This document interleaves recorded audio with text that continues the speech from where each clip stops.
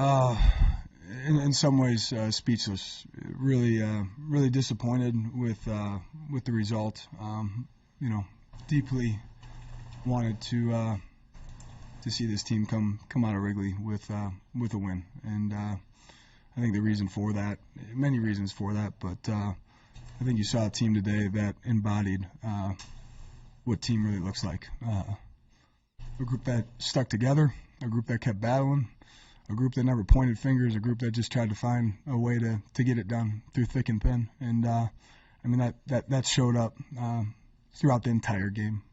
Credit to Iowa, found a way to get themselves into field goal range. That young man makes one heck of a kick, and got to give them credit where credit is due. But just so that I'm very clear, you're not going to see me up here pointing any fingers at anyone other than myself where I can continue to improve. This team is going to go back to work on Monday. It's going to own the things that we can continue to improve on. It's going to get back to work for Wisconsin Monday afternoon.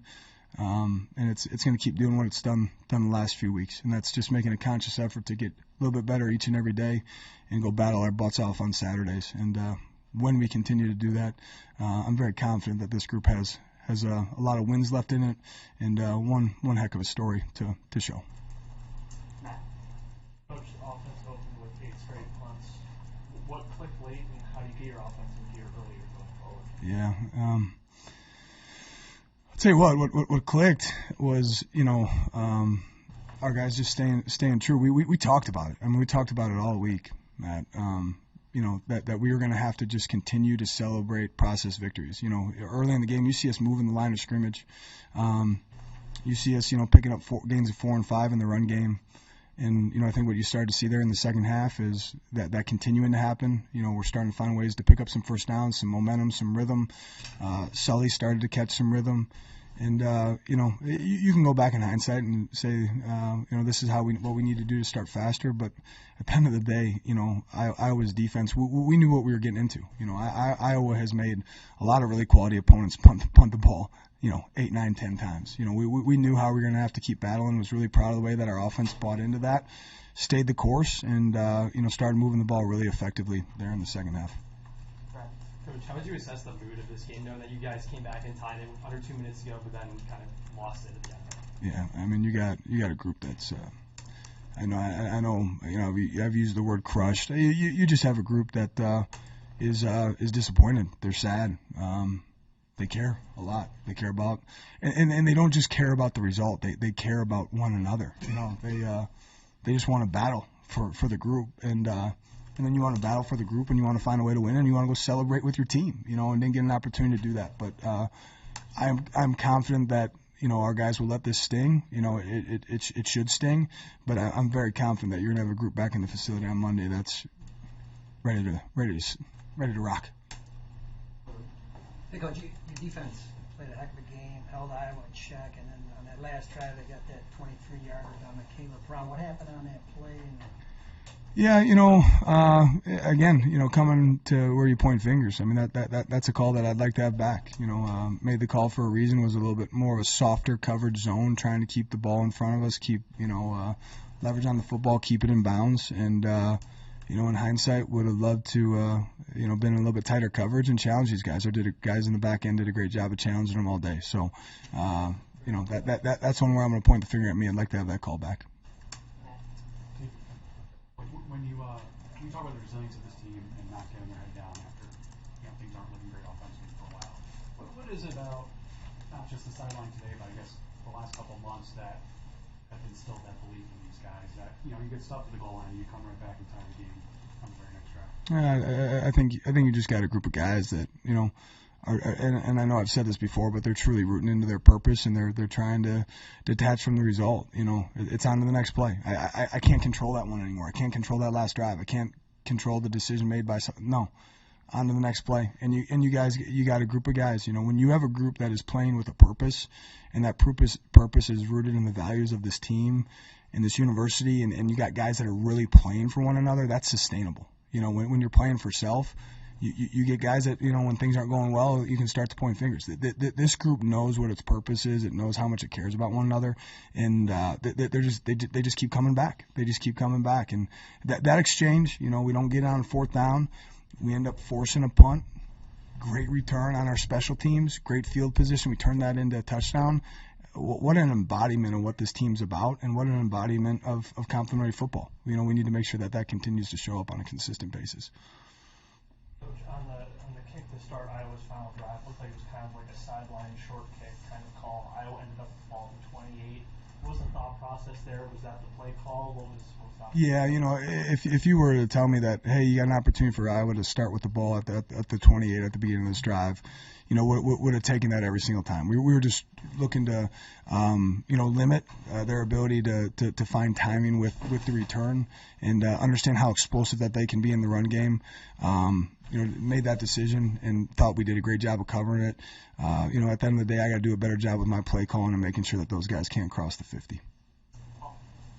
I know earlier in the week you talked about coming here when you were younger with your dad. You mentioned some names from the 84, 89 LCS team. So, now that you've experienced it, what are your thoughts on that? Yeah. Other than the result, no, to be honest with you, there's a lot of emotions pumping through me right now. But shoot, my dad's at the game today. There's a lot of guys on this team that grew up in the Chicagoland area, grew up as Cubs fans. Getting a chance to play a game in this venue, can't take that for granted. This is really special. I mean, this is college football at its finest. So, really disappointed with the result, but we're not going to let that take away from the fact that today was a awfully incredible experience for our student athletes. Who is your favorite Cub? Or favorites, I guess. Yeah, you know what? I as a little kid growing up, Joe Girardi was behind the plate. I had my little blue catcher's mask out in the backyard with Dad. Went on to be one successful coach as well, but Joe was a guy that I paid a lot of attention to. Coach, all season it's been alternating wins and losses. Coming out of this game, how do you not only prevent this from becoming a losing streak, but try and actually attain your first winning streak of the season? What needs to change? Yeah. I honestly, I don't want to say nothing needs to change because you're always looking to find constant improvement, but it sounds super cliche and redundant. I know I sound like a broken record, but it's making sure that we step back in that facility on Monday ready to go. And we've done that. And these last few weeks, there's been some wins, there's been some losses, but we've given ourselves a chance every single week against some damn good football teams. So that's what needs to happen. And, we can continue to fine-tune, continue to get better.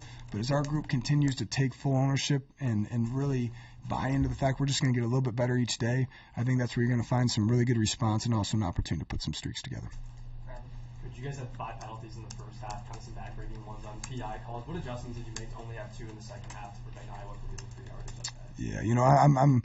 Yeah, we're always going to evaluate where we can be intelligent and understand how the game is being called, but those subjective penalties, when our guys are playing aggressive and playing really hard, we're not going to overanalyze those. Those officials have a difficult job on their hands. Some of those subjective calls, you just you got to move on to the next. They certainly were not helpful, but at the end of the day, that's we're going to just keep coaching our guys to play with really good technique, to move their feet. And, we talked to them on the sideline about doing a good job of getting connected early and not being handsy late because, the flags were coming out. We got to understand how the officials are calling the game. Yeah, just to follow up, you guys call over the sideline interference. What did you see on that play? What kind of explanation did you get from it? Yeah, I did not see what happened, but talked to the official.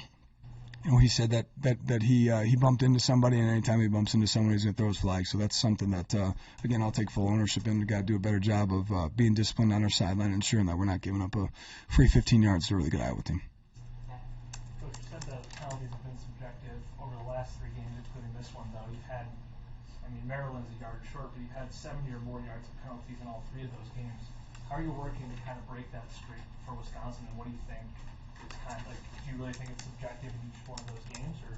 I much rather have an aggressive football team that occasionally gets penalized than a passive football team that plays scared to get a flag thrown on them. So the discipline issues in terms of just pre-snap procedure, those have to get cleaned up. Sideline warning have to get cleaned up. PIs, Xander Mueller's late hit last week.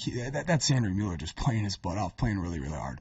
I much rather have a super aggressive team that's playing really hard that occasionally gets flagged than a team that's playing scared and passive. This was a home game, so there's a lot more black and gold and purple out there. How did it feel? Did it feel like a home game out there? Or? it felt like one of the coolest experiences in college football ever. So, I mean, there was fans on both sides, but I mean, what a venue, what an experience. And, our guys have done a great job of not getting wrapped up in that. They've shown up and, they battled for one another, and they knew what a special venue this was today. It was an incredible experience for our guys.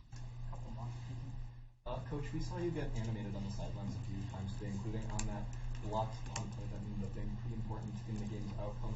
What type of things are you saying to your guys? What type of coaching are you giving them after moments like that? Just stay the course. Just stay the course, keep battling. And, again, it's time to go back and clean things up when you go and watch film. It's not times to, get so attached to the result that you're frustrated with someone. It's keep coaching them forward, keep lifting them up, keep encouraging them, and keep encouraging them to keep battling. In those situations, it's time for us to bow up and find a way to get a stop. After that fourth down stop, going to the defense, good. This is a great opportunity for us to keep this field position down this end of the field, potentially earn a safety. Everything moving forward is an opportunity. So I think our coaching staff has done an incredible job of embodying that as well. And, I think that type of energy is contagious from coaches. Are you gonna flinch, or are you gonna stare this thing down and go attack it? Our coaches have done that. Our players continue to do that as well. Last one, Bradley. Coach Trey Tyus said you guys in rushing yards today. He was on the field for the game-tying touchdown drive. What did you see from him today, and kind of what was the decision to keep him on the field in that clutch situation? Yeah, I mean, he's just running with great pad level, great demeanor. He's battling his butt off. I think the combination between Trey and Cam and Joe is a pretty special combination that we'll continue to lean on.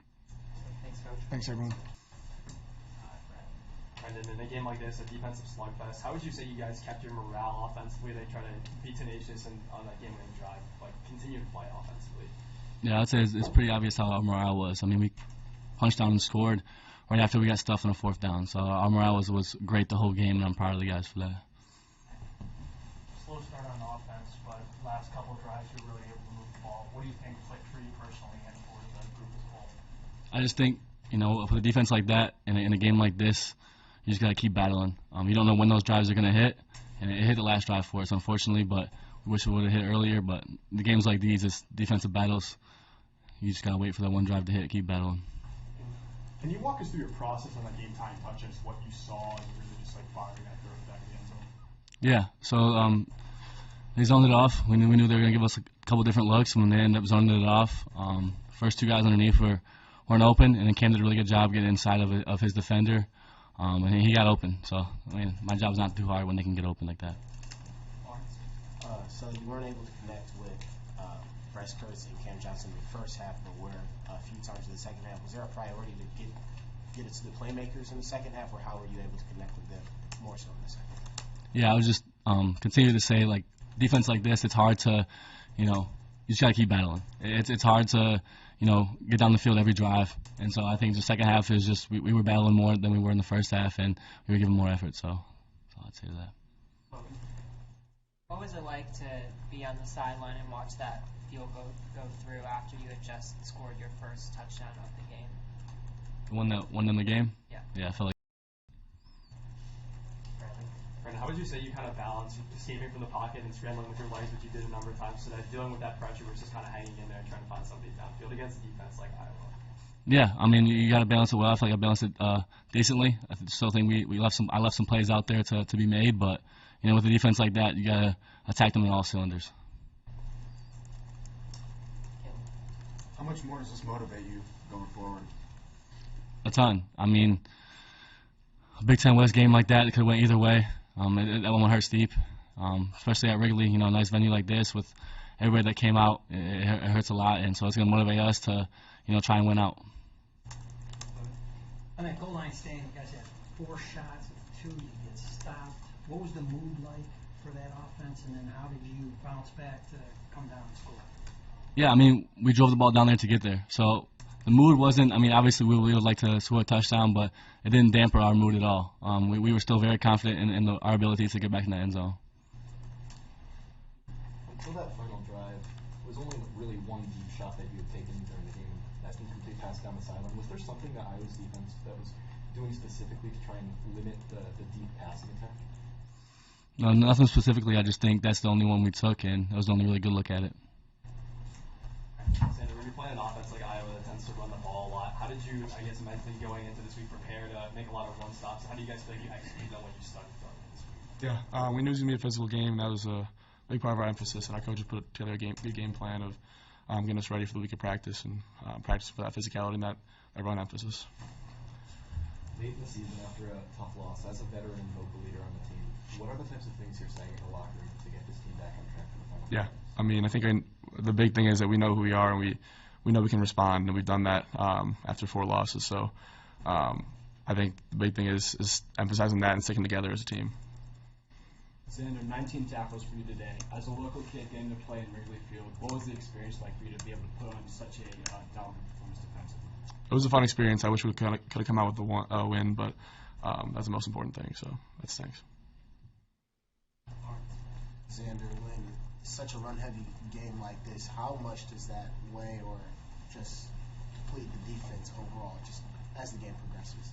I mean, I think the same things we're feeling, the offense is feeling as well. I think our D-line did a great job playing physical all game, knocking back their offensive line, and like 3 rotations of defensive line.